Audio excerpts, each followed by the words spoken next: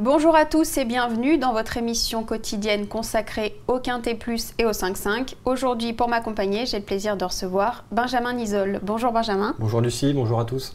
Ce vendredi soir à Vincennes, c'est le prix Nemosa, un événement sur les 2100 mètres de la grande piste. Et ils sont 18 concurrents n'ayant pas gagné 95 000 € à s'élancer derrière les ailes de l'Autostart.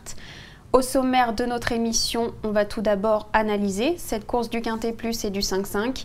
Viendra ensuite le pronostic de notre consultant Benjamin et enfin le conseil de jeu. Mais tout d'abord, Benjamin, on peut dire que sur cette distance, évidemment, les numéros derrière l'Autostart ont une grande importance. Oui, tout à fait. Mieux vaut s'élancer du premier échelon, comme souvent dans ce genre de course. En plus, on sait très bien que les chevaux qui s'élancent du second sont les moins riches, donc oui. Avant coup, mieux vaut privilégier la première ligne. D'accord. Justement, en tête, vous mettez un concurrent qui part en première ligne avec le numéro 4. C'est Ringo Starr Treb qui débute en France. Oui, certes. Ça, pour moi, ça ne posera pas trop de problèmes, d'autant qu'il va débuter sur un parcours de vitesse à son entière convenance. Lors de ses 7 dernières sorties, il n'a jamais conclu plus loin qu'au 3e rang. Il reste sur 2 victoires, dont une au niveau groupe 2. Il faut se rappeler que le 25 avril, dans un groupe 2, il s'était intercalé entre Rue du Bac et Test of Bourbon. Je pense que si ces deux chevaux-là couraient dans cette épreuve, il serait installé grandissime favori. Là, il a hérité d'un bon numéro derrière les ailes de la voiture avec le 4. Moi, je pense qu'il peut effectuer des débuts fracassants. Surtout avec Pierre Vercruis. En plus avec le champion du monde. Donc, voilà. Il n'y a plus qu'à. Exactement. Derrière, vous classez le numéro 10, donc Painting Wise, qui vient d'être malchanceux quand même. Oui, la dernière fois, il avait la course à sa merci lorsqu'il s'est mis au galop à 100 mètres du poteau. Bon, il n'avait vraiment pas rencontré d'opposition. Bon, on sait que c'est un cheval qui reste délicat, mais dont les moyens ne font aucun doute. Là, il est déféré des 4 pieds pour la première fois. Ouais. Des postérieurs, pardon, pour la première fois.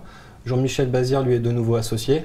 Bon, certes, il a le numéro 10, mais ça devrait bien se passer. Il va sûrement pas se faire avoir une deuxième fois. Non, pas 2 fois. C'est pas le genre de la maison. Un homme averti en vaut 2 avec Jean-Michel, donc moi je le reprends même avec le 10. D'accord, très bien. Derrière, vous mettez le 9, Vizir des Jacquets, un concurrent entraîné par Romain Derieux, qui a un mauvais numéro, malheureusement. Ouais, il a un mauvais numéro, mais bon, c'est un cheval qui a toujours été très estimé aussi, celui-là.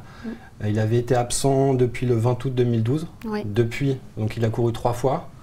Bon, certes, après un retour fracassant à Saint-Omer, donc il s'était imposé dans un lot de moindre facture, certes, mais il avait gagné pour sa rentrée.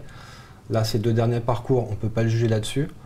Cette fois, il est déféré des postérieurs. Dans cette configuration, il a 6 sur 6, donc 4 victoires. Oui, donc... je pense que le cheval est revenu au mieux et que même avec le 9, on peut compter avec lui pour les toutes premières places. D'accord, donc c'est une autre base.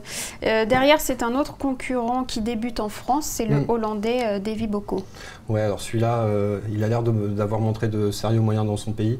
Récemment, moi j'ai vu la course, il n'était devancé que par Robert Bie, qui est quand même pareil, autre chose que les concurrents qu'il va affronter cette fois.